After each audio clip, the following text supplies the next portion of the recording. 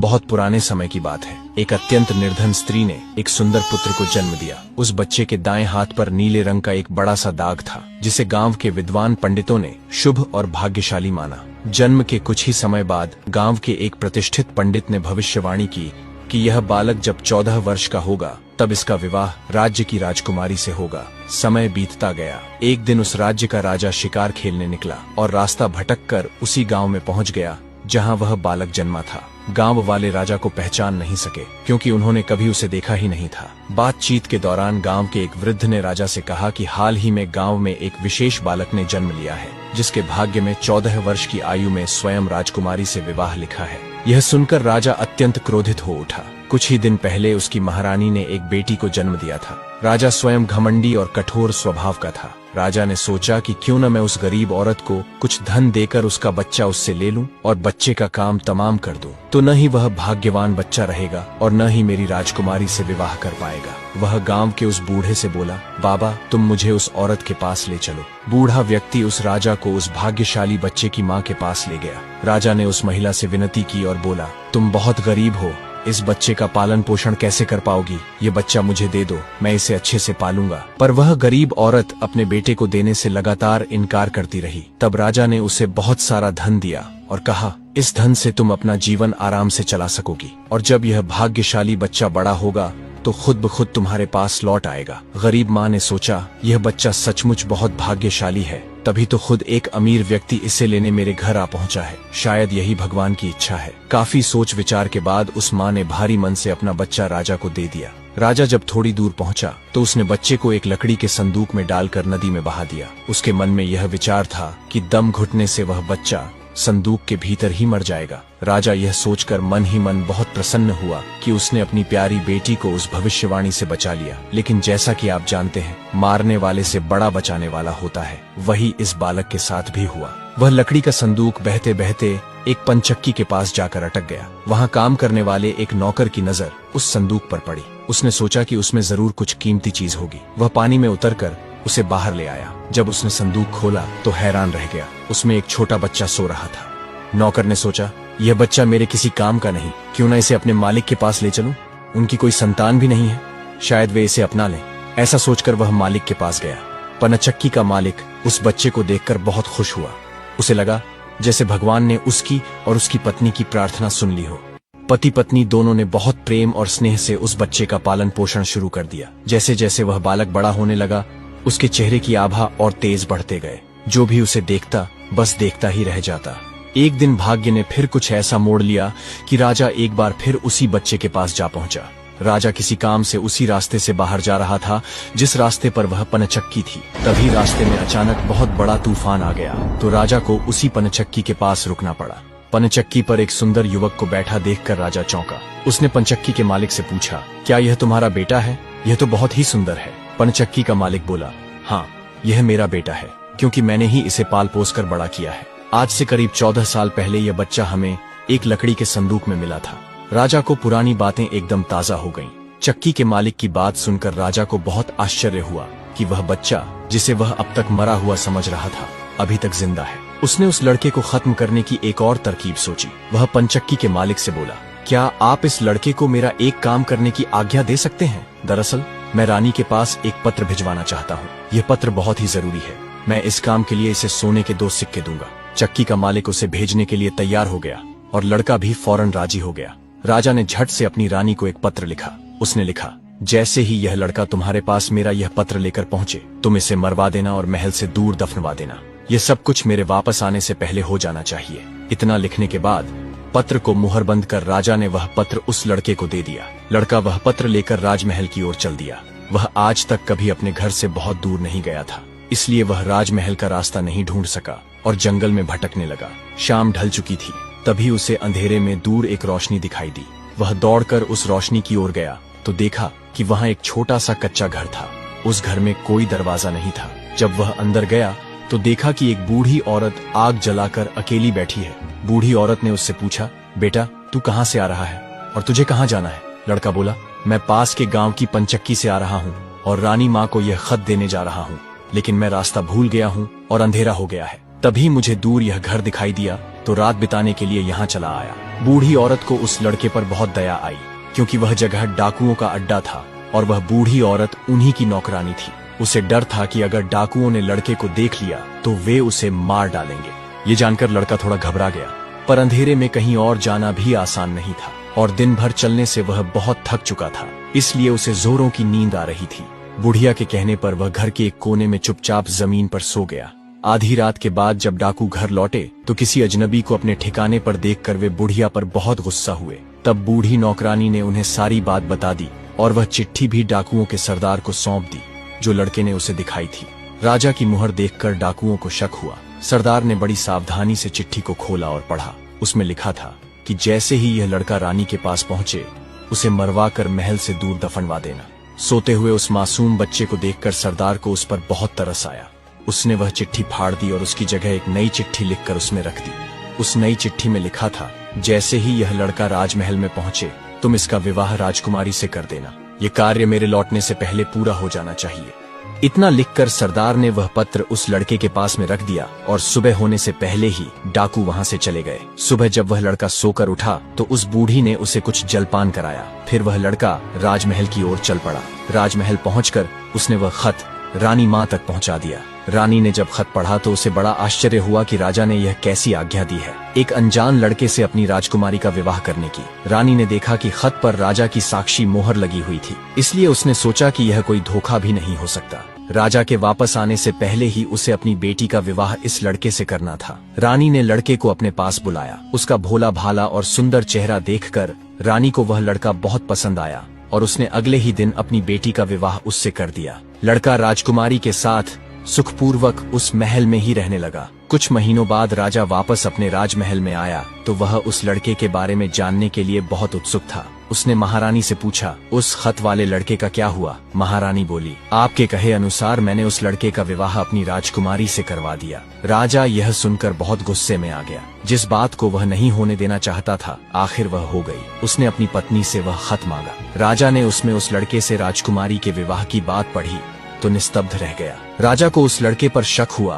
कि वह पढ़ा लिखा है, जरूर उसने रास्ते में खत बदल दिया होगा। उसने लड़के को अपने पास बुलवाया और उसे सच्चाई बताने की आज्ञा दी। लड़का बोला, हे राजन, मुझे कुछ नहीं पता कि इस खत में आपने क्या लिखा था, क्योंकि मैं तो इसे ऐसा ही लेकर आ गया था। हाँ, जंगल में मैंने एक पुराने घर में रात जरूर गुजारी थी, क्योंकि मैं राजमहल का रास्ता नहीं ढूंढ पाया और जंगल में भटक गया था। राजा को उस लड़के की बात पर विश्वास नहीं हुआ। वैसे भी राजा को उस लड़के से बहुत नफरत थी। वह नहीं चाहता था कि उसकी बेटी से शादी करने के बाद वह इस राज्य का राजा बने। वह लड़के से बोला, मेरी गैर हाजिरी में रानी ने मेरी बेटी की शादी तुझ कंगाल से कर दी है, पर मैं इस शादी को तब तक अपनी सहमति नहीं दूंगा जब तक तू मुझे शैतान के 3 सोने के बाल नहीं लाकर देगा। जब तू वो 3 सोने के बाल मुझे देगा, तभी सही मायनों में उसका पति बन पाएगा। राजा ने यह असंभव शर्त इसलिए रखी थी ताकि वह लड़का सोने के 3 बालों की तलाश में कहीं मर खप जाए। लड़के को पता था, अगर वह राजा की बात नहीं मानेगा तो राजा उसे मरवा देगा। इसलिए उसने सोचा कि क्यों न कोशिश की जाए, शायद वह सोने के 3 बाल लाने में सफल हो जाए। अगले दिन वह सुबह बहुत जल्दी उठकर सोने के बाल ढूंढने के लिए निकल पड़ा। चलते चलते वह एक बड़े शहर में पहुंचा। शहर के प्रवेश द्वार पर एक बड़ा सा गेट था, जहां हथियारों से लैस सिपाही पहरा दे रहे थे। सिपाही ने उस लड़के से पूछा, यहाँ तुम्हारा क्या काम है? क्या तुम कुछ समझते और जानते भी हो? लड़का बोला, मैं सब कुछ समझता और जानता हूँ। सिपाही बोला, अगर तुम सब कुछ जानते हो तो हम पर भी एक मेहरबानी करो। हमें भी बताओ कि शहर की सीमा पर जो यह कुआं है, पहले इससे मीठा पानी निकलता था, पर अब इसमें पानी ही नहीं है, ये सूख गया है। क्यों? लड़का बोला, अभी तुम थोड़ा सब्र करो, जब मैं अपना काम खत्म करके वापस आऊंगा तो तुम्हें बताऊंगा। इतना कहकर वह गेट से निकलकर आगे गया।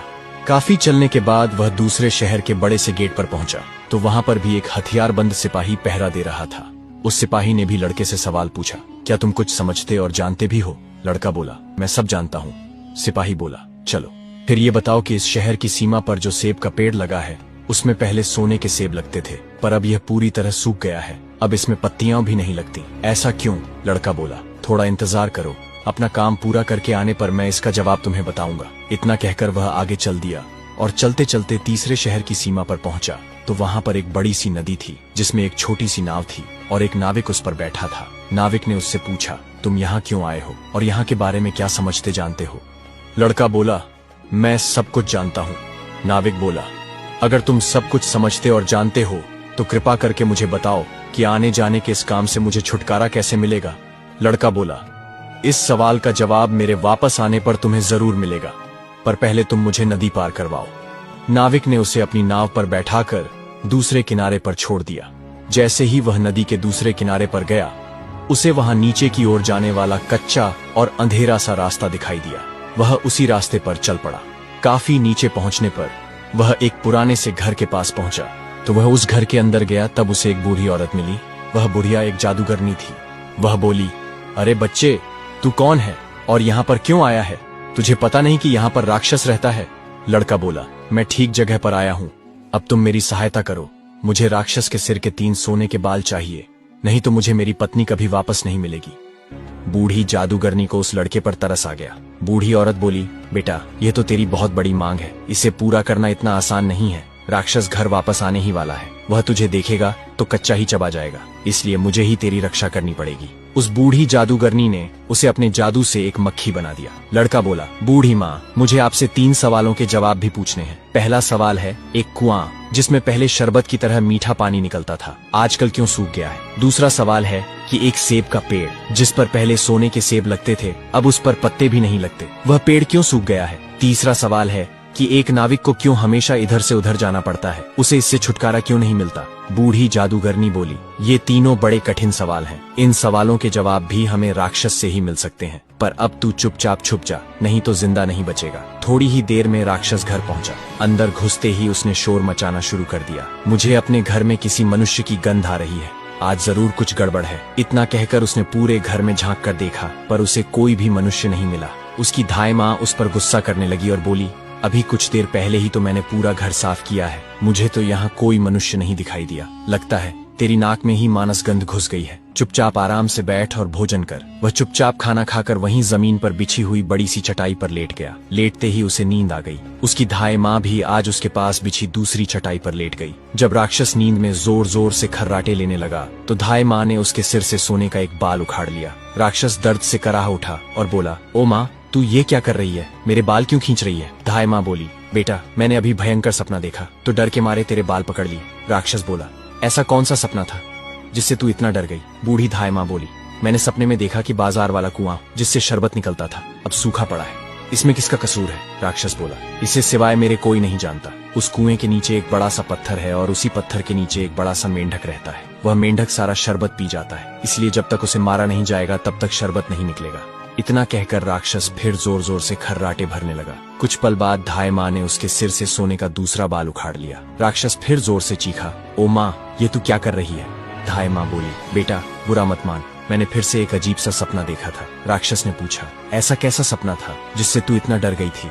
बूढ़ी बोली, मैंने सपने में देखा कि राज्य की सीमा पर जो सेब का एक पेड़ है जिस पर पहले सोने के सेब लगते थे, अब सूख गया है। इसके सूखने का क्या कारण है? राक्षस बोला, इस पेड़ की जड़ में एक चूहा रहता है जो इसकी जड़ों को काटता रहता है। अगर उस चूहे को मार दिया जाए तो वह पेड़ फिर से सोने के सेब देने लगेगा। पर अब तू मुझे अपने सपनों से परेशान मत कर, मुझे चैन से सोने दे। इतना कहकर राक्षस फिर जोर जोर से खर्राटे लेने लगा। थोड़ा ही समय हुआ था कि बूढ़ी माँ ने फिर तीसरी बार उसका एक और बाल उखाड़ लिया। अब राक्षस बहुत गुस्से से बोला, बुढ़िया, लगता है तेरे दिन पूरे हो गए हैं जो तुझे अपनी जिंदगी से प्यार नहीं। बूढ़ी माँ उसे शांत करने की कोशिश करने लगी, फिर बड़े प्यार से बोली, बेटा, मैं इन अजीब अजीब सपनों का क्या करूं? अभी अभी मैंने फिर से एक अजीब सपना देखा। राक्षस बोला, ऐसा कौन सा सपना देखा? जल्दी कह, मुझे जोर से नींद आ रही है। बूढ़ी माँ बोली, मैंने सपने में देखा कि मुझसे एक नाविक शिकायत कर रहा था कि उसे हर समय इधर से उधर जाना पड़ता है, उसे इससे छुटकारा क्यों नहीं मिलता? इसमें उसका क्या कसूर है? राक्षस बोला, वह नाविक मूर्ख है, उसे पता नहीं है कि वह एक श्रापित चप्पू को पकड़े हुए है। जिस दिन वह किसी और आदमी के हाथ में अपना चप्पू दे देगा, उसे हर रोज के आने जाने से छुटकारा मिल जाएगा। इतना कहकर राक्षस बोला, बुढ़िया, अब की बार तूने मुझे परेशान किया तो तुझे जान से मार दूंगा। सुबह होते ही बूढ़ी माँ ने उस मक्खी बने लड़के को अपनी झोपड़ी से बाहर निकाला, फिर उसे उसके असली रूप में कर दिया और उसे 3 सोने के बाल देकर बोली, अपने तीनों सवालों के जवाब तो तू सुन ही चुका है, अब यहाँ से भाग जा। अब लड़का बाल लिए अपने ससुर के राज्य की ओर चल पड़ा। रास्ते में उसे फिर वही नाविक मिला। नाविक ने जब उसे दूसरी ओर उतारा तो वह लड़का बोला, तुम अपना यह चप्पू किसी और के हाथ में दे देना, तभी तुम्हें इस रोज रोज के आने जाने से छुटकारा मिल जाएगा। जब दूसरे सिपाही को उसने उसके प्रश्न का उत्तर बताया तो उसने बहुत सारा धन एक गधे पर लाद कर उस लड़के को इनाम के रूप में दिया। वह उस धन से लदे हुए गधे को लेकर जब पहले सिपाही के पास पहुंचा तो उसे भी उसके प्रश्न का उत्तर बताया। उस सिपाही ने भी बहुत सारा धन एक गधे पर लाद कर उसको इनाम दिया। अब वह सोने के 3 बाल और 2 गधों पर ढेर सारा धन लेकर अपने ससुर के पास पहुंचा तो उसे देखकर राजा हैरान रह गया। तीनों बाल और धन से भरे हुए 2 गधों को देखकर राजा ने उससे पूछा, तुम्हें यह इतना ढेर सारा धन कहाँ से मिला? लड़का बोला, मैं नदी के उस पार गया था, वहां मुझे बहुत सारा धन मिला, उसमें से कुछ धन मैं अपने साथ ले आया। राजा को लालच आ गया। वह लड़के से बोला, क्या मैं भी नदी के उस पार से तुम्हारी तरह कुछ धन ला सकता हूँ? लड़का बोला, क्यों नहीं। उस नदी में नाव पर एक नाविक बैठा है जो अपनी नाव से आपको उस पार ले जाएगा, पर आप उसका चप्पू उससे लेकर नाव को खुद चलाइएगा तो नदी की दूसरी ओर पहुंचकर तुम्हें ढेर सारा धन मिलेगा। लालची राजा इतना सुनकर नदी की ओर चल पड़ा। वहीं छोटी सी नाव पर वह नाविक बैठा था। राजा उस नाविक के पास गया और उसके हाथ से उसका चप्पू लेकर खुद नाव चलाने लगा। अब उस नाविक को रोज के आने जाने से छुटकारा मिल गया और राजा को उसके कर्मों के अनुसार सजा मिल गई। अब वह उस नाव पर इधर से उधर करता रहता। अब राजमहल में लड़का राजकुमारी के साथ खुशी खुशी जीवन बिताने लगा। तो दोस्तों, ये कहानी हमें यह बताती है कि लालच का अंत हमेशा बुरा होता है, जबकि ईमानदारी और समझदारी से इंसान सफलता और सुख को प्राप्त करता है।